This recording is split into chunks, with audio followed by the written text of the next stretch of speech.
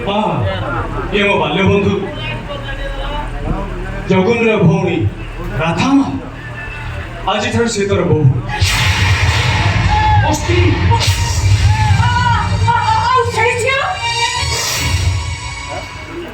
मीरा कौन? राधा रवि का पत्नी तारे मीरा किए? कौन कौन जानना थी बाबा? अरे सही बात तो बता मुझे। राधा रवि का पत्नी तारे मीरा किए? आपण से सब राग अभिमान को भूली गले हेले आपण को पुआ भूली पारे नाथी चौथि पई से मो आगे अभिनय करिसथि। हम घरटा कौन से रंगमंच नुहे कि मो अभिनेता भी तब कथा करे के कोन अभिनेता संलाप थारु कम नहे मोहन। समय समय मनुष्य को सेमती दो चोखे छिड़ा कर देछि। वास्तव दृश्य को देखि लोक माने अभिनय करी अविश्वास करू छ। नाही तबे समिति कोनी मने सिद्धार्थ को ये छिया किए ता हाथ रे संखा मो भी देछि ता मथारे सिंदूर कौन लगे देछि किंतु तो हृदय आईना रे हिरन राधार परिचय आज ठाରୁ से मोर स्त्री आ मु तार स्वामी। अरे तू कौन कहते तो कथा मुझे किछि बुझी पानी। अरे तू बड़ा दिन मत कहते तू मीरा को बहुत भला पाऊ ता सहित तोर 10 वर्षर संपर्क तबे जो परस्पर को चिनी तो जानी तो हेले राधा किए ता परिचय कर एटो तो तू काई मते दिने ए कहली कार परिचय आगु जानि न थांदी मा देखा जाना चिना जाना कथाबार्ता ता परे जाई परिचय ठीक सेंती राधा से तुम्हारे परिचय अनेक दिन आगे एथेरि कार संदेह करिबा अनुचित। हम दुई परस्पर को विवाह करिछु माने हमर संपर्कटा साधन मोर ना ओ परिचय सब मिछा हम परिचय सदरा के विषय जीवन तो भी कहूँगी ये बात घर के भी संभव हुआ। हे दिन आपन भी कहिथिले मीरा सहित मोर बा घरटा असंभव। एक सदिनार परिस्थिति अलग थिला। आज भी परिस्थिति किछ अलग अछि। ओ घरर भूल किया खबर से कथा में तीर करबो मो जीवन साथी बाछिबार अधिकार कोन मोर नहीं। ना नहीं राधा को नहीं बड़ा आडू चली जी घर छाड़ देवी परिवार छाड़ देवी दरकार पड़े ए दुनिया को छाड़ देवी राधा घर पर इतना संतान को मुझे असर भाव छाड़ी पारिबी।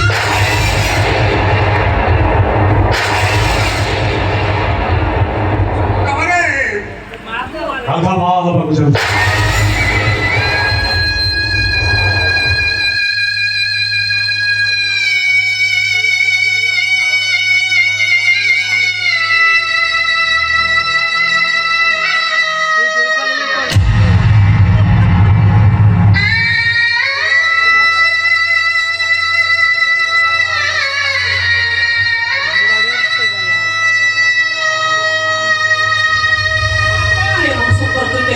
मथर सिंदूर पलटि गला से कथा जना पड़ा किछि दिन मु अलग हो गली मो मनर मनीषटा बदली गला नाई सारी बहुत बदल जाती तू नुह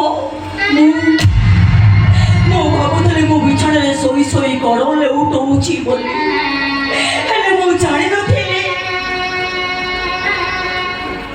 केतेबेले कोणिया चांदटा टाणुआ सूर्य पलटि गला आपण चांद सेमिति चांद ही अछती देवा सांगाड़ी कि आपण चिन्हि पार नाती खोजिले सेही माने मिलती जो माने होजी जाई थांती हेले सेमाने केबे भी मिलती जो माने बदली जाई थांती मोहन मोन को तू मो पाखरु छोड़े नहीं छो ओ कौन से खेलन है जे के जड़ा भाग होने जड़े छड़े न तमे मोरी संग तमे स्वार्थ कर नहीं माने दुईटा भी पुरुष गोटे झको भला पाई विवाह करबार प्रतिश्रुति देई आ गोटे कुमारी झको गर्भवती करे करे तमे हो तो गोटे नष्ट करि जाओ जा पर जता कहि जाओ तोर सब কথা सब गाली ओ पाए मूल्य दे कारण दादा बेमोस्ती काम करे मो सिंदूर आ हातरे मो सुखा आउ ता बेकर भलो भलो ओ हातरे विदेई दिबा जन्म जन्मर बंधन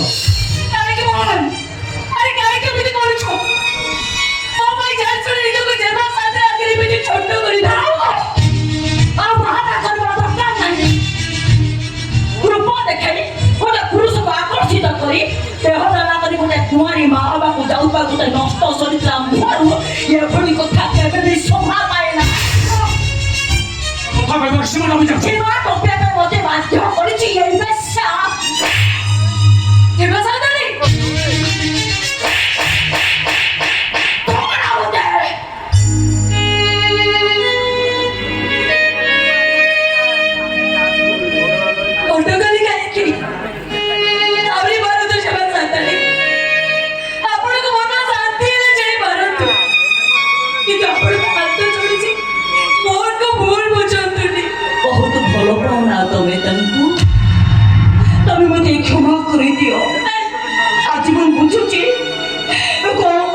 ଆପଣ ମୋତେ ଦୂରେଇ ଦେଲେ ମୁଁ ବୋଧେ ତମ ପରି ତାଙ୍କୁ ଏତେ ଭଲ ପାଇବା ଦେଇପାରିଲିନି ଆଉ ଯୋଉଥିପାଇଁ ମୋର ମୀରାର ନ ହେଇ ରାଧାର ହୋଇଗଲେ ଏମିତି କହୁଥିଲେ ତମେ ମୋତେ କ୍ଷମା କରିଦିଅ ପ୍ରେମ କରୁଥିଲି ତ ଏ ପ୍ରେମିକା ପଣିଆଟା ହାରିଗଲା ପରେ ମଣିଷ ପଣିଆଟା ବି ହାରିଗଲା ଆଉ ଯୋଉଥିପାଇଁ ମୁଁ ତମ ଉପରକୁ ହାତ ଉଠେଇଦେଲି ତମେ ମୋତେ କ୍ଷମା କରିଦିଅ ଗୋଟେ ଜମିଦାର ଝିଅ ହିସାବରେ ନୁହଁ ଗୋଟେ ପରିଚିତ ମଣିଷ ହିସାବରେ ମୁଁ ତମକୁ ହାତ ଯୋଡ଼ି କ୍ଷମା ମାଗୁଛି ତମେ ମୋତେ କ୍ଷମା କରିଦିଅ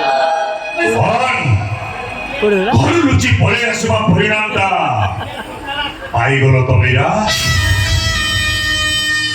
ପ୍ରେମ କରିବା ଭଲ ପାଇବା ସମସ୍ତଙ୍କ ଦ୍ୱାରା ସମ୍ଭବ ନୁହେଁ ତାଛଡ଼ା ପ୍ରେମକୁ ସାରା ଜୀବନ କାନ୍ଧରେ ବୋହି ନେବାକୁ ହେଲେ ମୋହନ ପରି ବେଇମାନ ନୁହଁ ଭୈରବ ପରି ହୃଦୟବାନ ହବା ଦରକାର। ତମେ କେତେ ହୃଦୟବାନ ସେ କଥା ମୁଁ ବହୁତ ଭଲ ଭାବରେ ଜାଣିଛି अबे तू କାହିଁକି ଚମକି ଗଲ ଭୟ ହୃଦୟବାନ ଶୈତାନୀ ଚେହେରା ବାହାରି ଆସେ ଶୈତାନୀ କିଏ ତମେ ନା ଭୈରବ ଆଉ ତମେ ଅଙ୍ଗାରରେ ବର ଗଛରେ ଚଢ଼ି ବର ଡାଳକୁ ଭାଙ୍ଗି ରାସ୍ତା ମଝିକୁ ଫିଙ୍ଗିଥାନ୍ତି ପାଗଳମାନେ ଉଠେଇବା ପାଇଁ ଆରେ ତମ ପରି ଶୈତାନୀ ମାନେ ସରଳ ବିଶ୍ୱାସୀ ମଣିଷ ମାନଙ୍କର କଲିଜାକୁ ଛିଣ୍ଡାଇ ତା ହାତରେ ଧରେଇ ଦିଅନ୍ତି ଯୋଉଟା ତମେ କରିଛ ମୁଁ ଏବେ ବି କହୁଛି ଯେ ବାସାଦାରୀ ଆପଣ ବହୁତ ଭୁଲ ବୁଝୁଛନ୍ତି କଉଟା ଠିକ କରିଦେଇଛେ ଦଶ ସାରା ଜଣକୁ ଭଲ ପାଇ ତା ଜାଣତରେ ଆଉ ଜଣକୁ ଅନ୍ତଃସତ୍ତ୍ୱ କରିବାଟା କଣ ଠିକ କରିଛି? ଭଲ ପ୍ରଶ୍ନର ଉତ୍ତର ଦିଅ ଉତ୍ତର ଶୁଣିବେ ଉତ୍ତର ଶୁଣିବାକୁ ଚାହୁଁଛନ୍ତି ତ ତାହେଲେ ମୁଁ କହୁଛି ଶୁଣନ୍ତୁ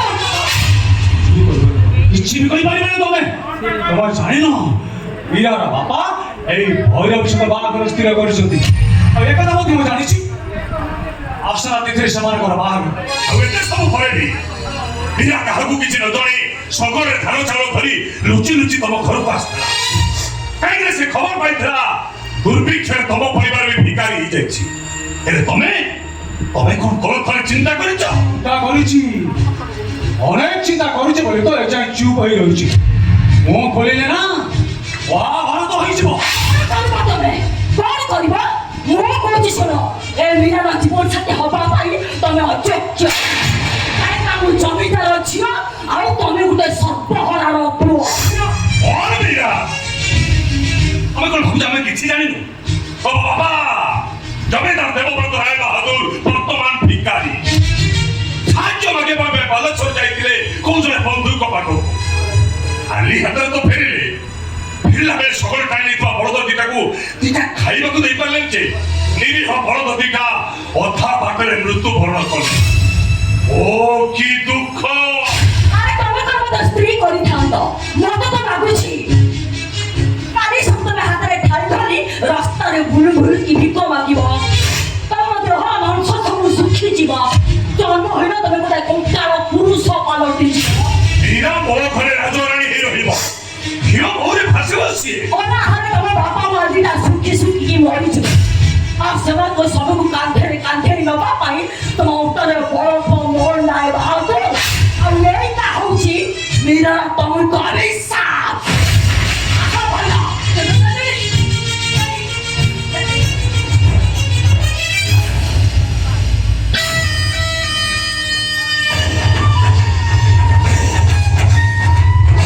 आसुची मोहन राय बाबू जाओ तुमको अशेष अशेष धन्यवाद जे राधा भली जड़े सती सावित्री झीर तमें स्वामी हो गल शुण आसंता सप्ताह मोर बाहागर निमंत्रण रहा भोजी खाइबा आसिले अंतत पक्षे मु टिके खुशी हेबी